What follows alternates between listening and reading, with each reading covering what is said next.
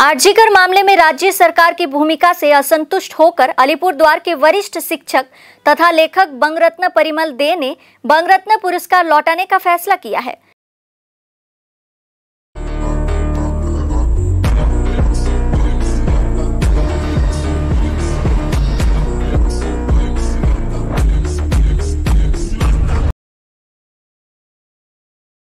आज अलीपुरद्वार के वरिष्ठ शिक्षक तथा लेखक परिमल दे ने एक पत्रकार सम्मेलन कर राज्य सरकार द्वारा दी गई बंगरत्न उपाधि वापस करने की घोषणा की है। बताया गया है कि 2016 में कंचनजंगा स्टेडियम में उत्तरबंग उत्सव के मंच से मुख्यमंत्री ने खुद परिमल दे को बंगरत्न पुरस्कार सौंपा था। हाल ही में आरजीकर अस्पताल में एक महिला डॉक्टर के साथ दुष्कर्म की घटना से राज्य से लेकर पूरे देश में माहौल गर्म है। दोषियों की गिरफ्तारी और कड़ी से कड़ी सजा की मांग में हर वर्ग के लोग आंदोलन में शामिल हुए।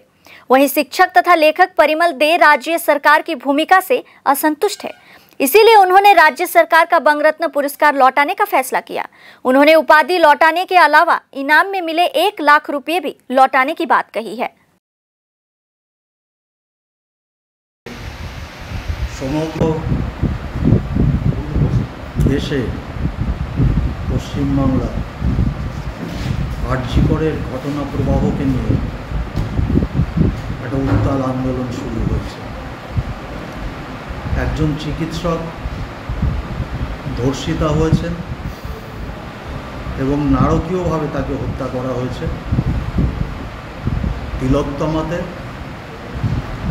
তিলোত্তমা নিহত হয়েছে।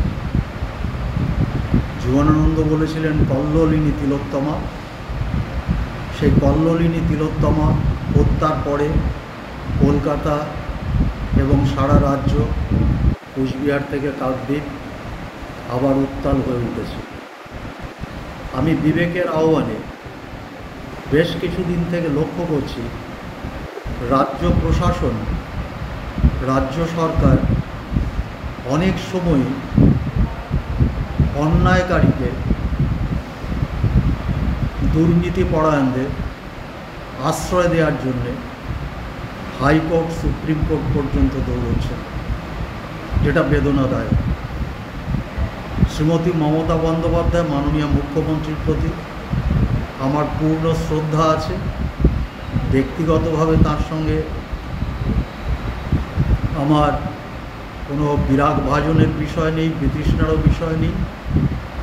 কিন্তু বিষয়টা হলো রাজ্য জুড়ে আইন শৃঙ্খলার অভাব। এটা একটা রাজনৈতিক দলের সঙ্গে আরেকটা রাজনৈতিক দলের লড়াই হিসেবে আমি দেখিনি, বা এক দল তার পদত্যাগ দাবি করছেন সেই রাজনৈতিক দৃষ্টিকোণ থেকেও দেখছি না। আমি মনে করছি পশ্চিমবাংলার সমাজটাই অনেকটাই নষ্ট হয়েছে, পচে গলে গেছে। যে সমাজে নারকীয় হত্যাকাণ্ড, ধর্ষণ যখন তখন হচ্ছে, চিকিৎসকের পর্যন্ত নিরাপত্তা নেই। মুখ্যমন্ত্রী 2016 সালে নিজে হাতে আমাকে বঙ্গরত্ন পুরস্কার তুলে দিয়েছিলেন শিলিগুড়ির কাঞ্চনজঙ্ঘা স্টেডিয়ামে। আমি ব্যথিত, মর্মাহত, দুঃখিত ও লজ্জিত। বাংলার বর্তমান ঘটনা প্রবাহে আমি বঙ্গরত্ন প্রত্যাখ্যান করছি, প্রত্যাহার করছি। এর প্রতিবাদে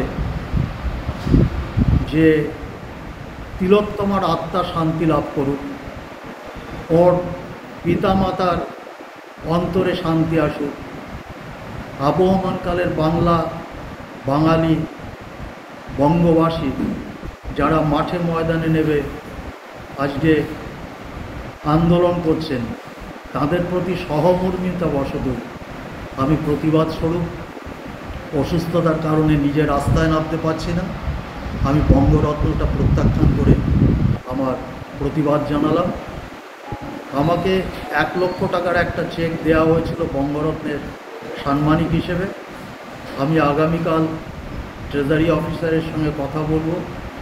যে অ্যাকাউন্ট থেকে দেওয়া হয়েছিল সেটার নাম উত্তরবঙ্গ উৎসব কমিটি। ওটা স্থায়ী অ্যাকাউন্ট কিনা আমার জানা নেই। যদি স্থায়ী অ্যাকাউন্ট হয়ে থাকে আমি খোঁজ নিয়ে সেখানে আগামীকালই 1 লক্ষ টাকার চেক জমা দিয়ে দেব। অথবা যদি সেই অ্যাকাউন্টটি বর্তমান না থাকে তাহলে কিভাবে টাকাটা ফেরত দেওয়া যায় সেটা আমি ট্রেজারি অফিসারের কাছ থেকে একটু বুঝে নেওয়ার চেষ্টা করি।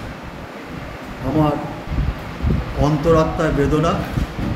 মমতা বন্দ্যোপাধ্যায় সমাজ কল্যাণমূলক অনেক কাজ করেছেন যা এশিয়া মহাদেশে অনেক রাষ্ট্রনেতাই করতে পারেননি, সেই জন্য তিনি খ্যাত হয়ে থাকবেন।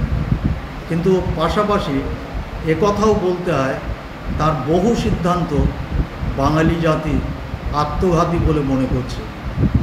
মীরব সিং চৌধুরী একদিন লিখেছিলেন আত্মঘাতী বাঙালি। আমিও বলবো মাননীয় মুখ্যমন্ত্রী সিদ্ধান্তগুলো আত্মঘাতী হচ্ছে, যে বাঙালি আজ উত্তাল হয়ে রাস্তায় নেমেছে। আবারও বলছি, এটা রাজনৈতিক লড়াই নয়, এটা সমাজ পরিবর্তনের লড়াই। ইনহিউম্যানিটির সঙ্গে হিউম্যানিটির লড়াই, হিউম্যানিটির সঙ্গে ক্রুয়েলিটির লড়াই, মনুষ্যত্বের সঙ্গে অমানবতার লড়াই। আমি এভাবেই ব্যাপারটাকে দেখেছি এবং আমার সহমর্মিতা জানানোর জন্যে এই রাজ্যের তৃতীয় সর্বোচ্চ পুরস্কারটি প্রত্যাখ্যান করা ছাড়া আর কোনো পথ বিকল্প ছিল না। আমি মুখ্যমন্ত্রীর পদত্যাগ দাবি করছি না, সরকারের পদত্যাগও দাবি করছি না, কিন্তু আমি এটা দাবি করছি যে নৈরাজ্যের অবসান ঘটুক, রাজ্যে ফিরে আসুক শান্তি এবং শৃঙ্খলা। মানুষ আবার বলুক যে আবহমানকালের বাংলা ও বাঙালি বেঁচে আছে, জেগে আছে এবং তারা জেগে থাকবে ন্যায়ের সঙ্গে। তারা কখনো অন্যায়ের সঙ্গে আপোষ করবে না। সম্পূর্ণ এইটুকুই বলা আছে।